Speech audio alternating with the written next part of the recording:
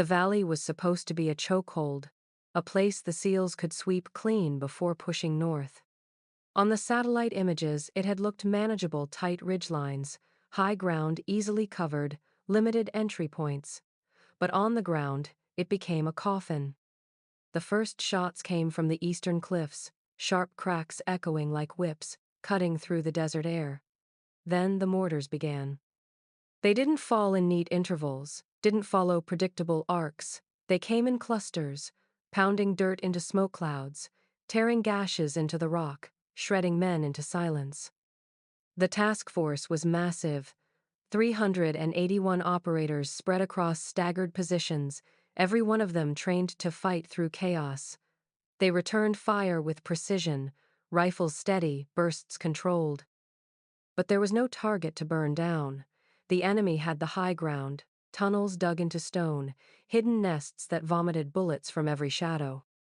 The valley became a bowl of fire, the sound of incoming rounds and the hiss of hot metal ricocheting off stone walls.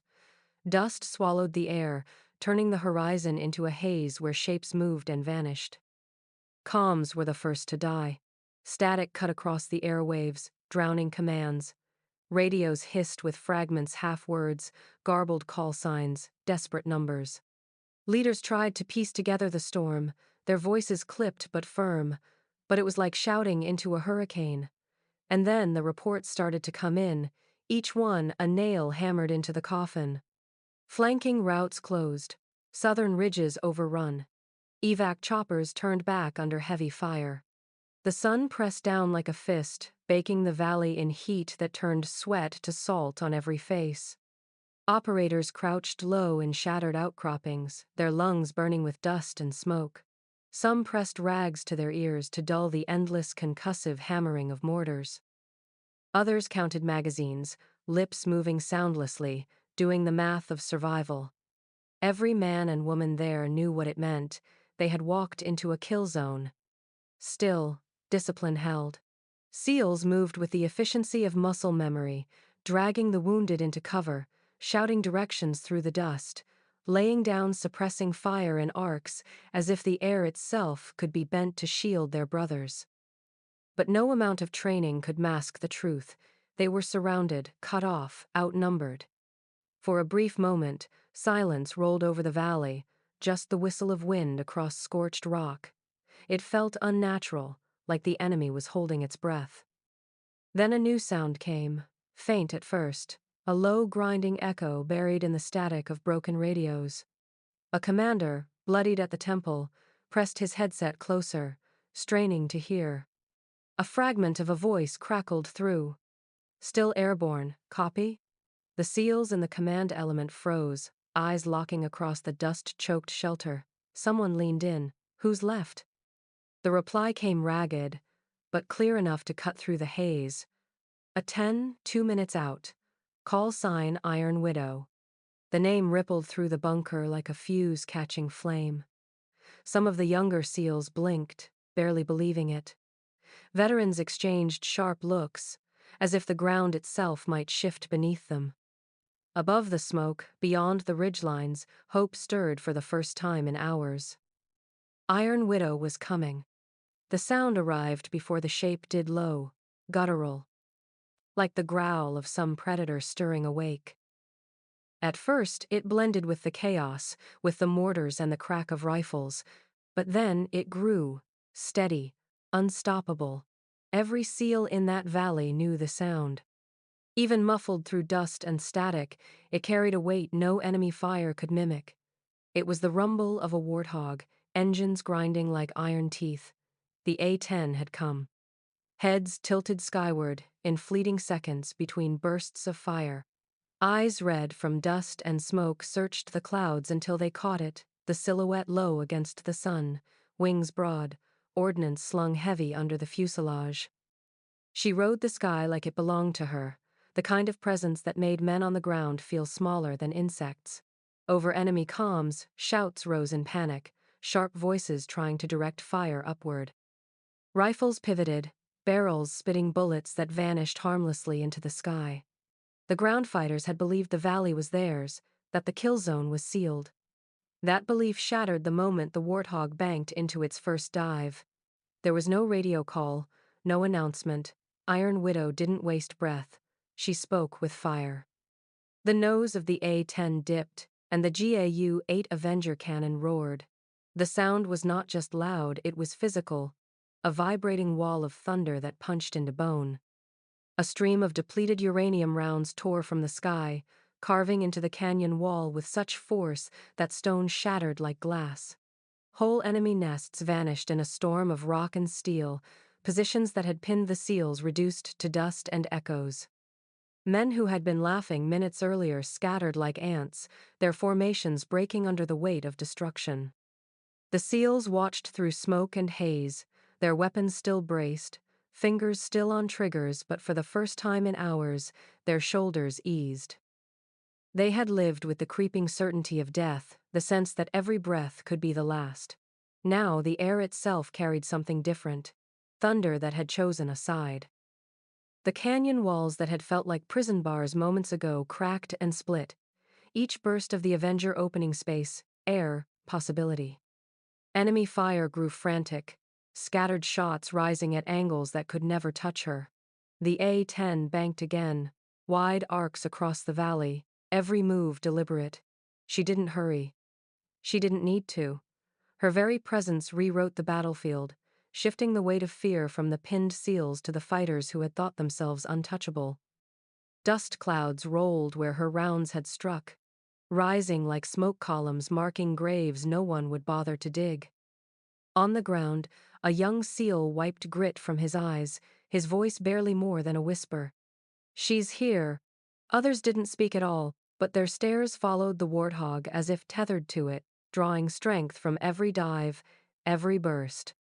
In a place where time had slowed to the crawl of desperation, Iron Widow turned the tempo sharp, decisive, like a drummer striking war beats in the sky.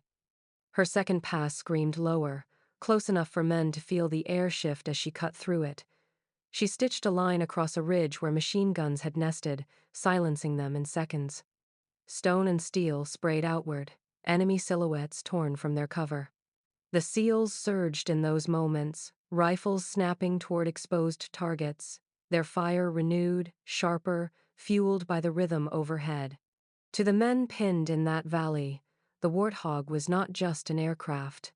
It was defiance made flesh and steel, the refusal to let them be buried in silence. Iron Widow never spoke, but she didn't have to.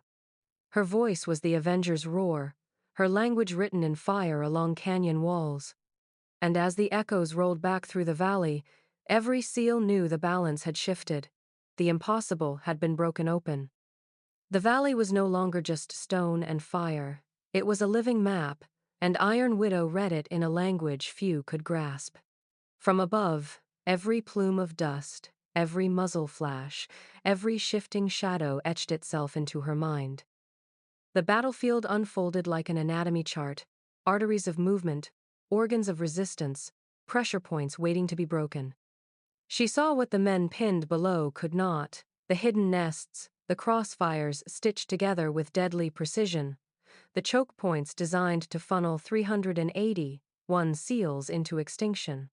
She didn't hesitate. The Warthog dipped again, nose down, and the GA-8 thundered to life. The cannon didn't chatter. It roared in one long, punishing exhale, each round striking with surgical intent. To the SEALs it looked like chaos lines of fire ripping the earth apart, but every pass was deliberate, scalpel fine. Rounds struck just wide of friendly positions, close enough that men could feel the shockwave thump through their chests, but never so close as to cut them down. She threaded destruction through the valley with the confidence of a surgeon slicing between veins. Enemy fighters who had once jeered from their ridgelines now scrambled in blind panic. Ambush nests collapsed under the relentless hammering of the Avenger, wooden braces splintering, rock fortifications crumbling like sand under a tide. Mortar crews scattered, their tubes abandoned in the dirt, their desperate fire silenced in bursts of smoke and steel. Every dive from the A-10 seemed to scoop a piece of the enemy's will and crush it beneath her wings. On the ground, the seals moved with renewed urgency. They knew what she was doing, maybe not in detail, not with the vision she had, but they felt it. Fire that once pressed them flat now shifted, breaking open seams in the kill box. Over battered comms, one voice whispered what they all felt. "She's cutting us a road out." The words spread like current, tightening grips on rifles, steadying breath, reigniting a kind of hope no man there had dared admit. Iron Widow pulled back, banked, and came around again. Her flight path was no random sweep. She was sketching on the canvas of Earth, her lines drawn in fire and iron. Each pass widened the corridor, each strafing run carving out another artery of escape.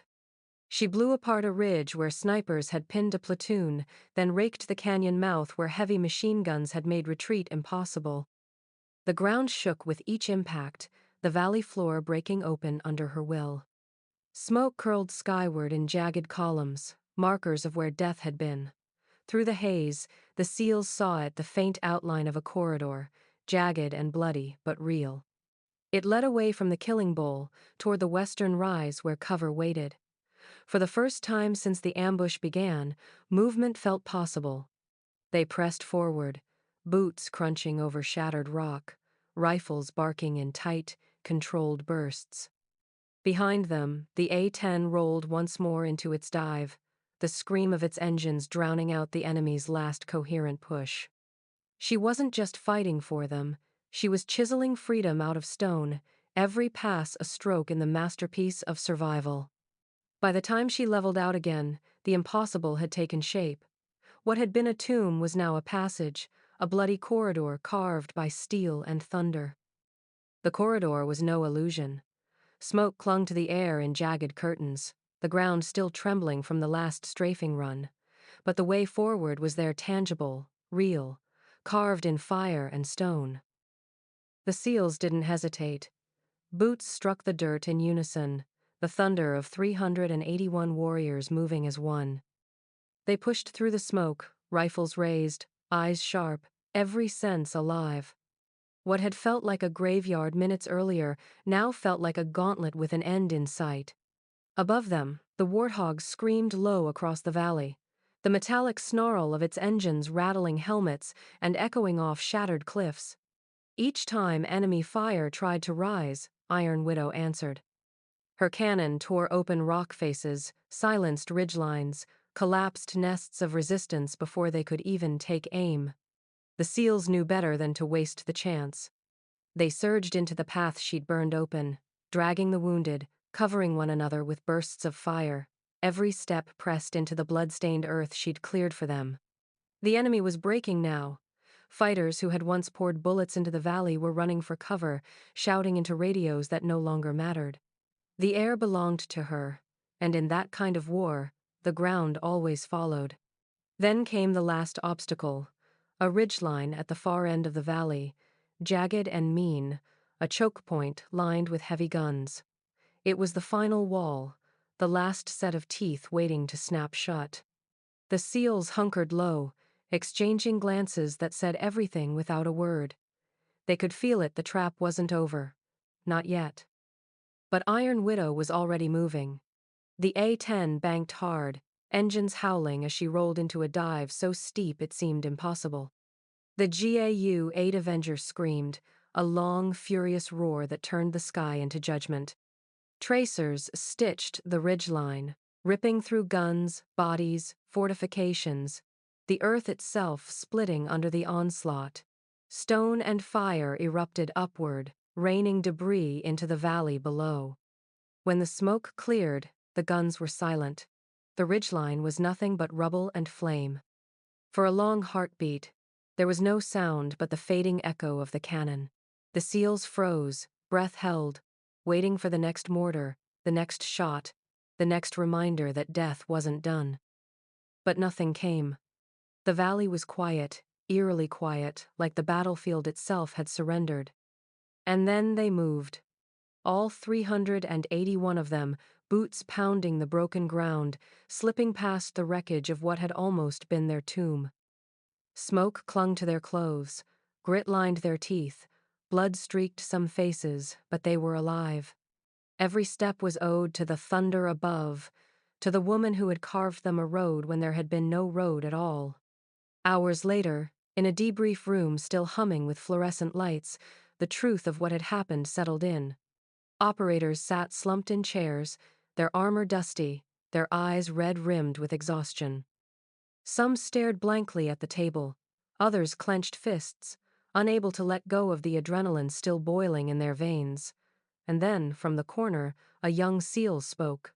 His voice trembled, but the words landed with the weight of truth. "We were dead men," he said, his eyes fixed on the floor. "She made us warriors again." The room went silent. Heads nodded slowly, some with tears unshed, some with jaws clenched tight. The words spread beyond those walls, whispered through corridors, carried into after-action reports, woven into the kind of legend that refuses to die. Somewhere far from the debrief room, Iron Widow sat alone in her cockpit, the engines cooling, the heat of the desert still clinging to her flight suit. Sweat traced lines down her temples, her gloves sticky from the grip of controls. She exhaled, long and steady, wiping her brow with the back of her hand. No applause came, no ceremony waited. She didn't need it. She had done what she always did, turn the impossible into survival. For her, that was enough.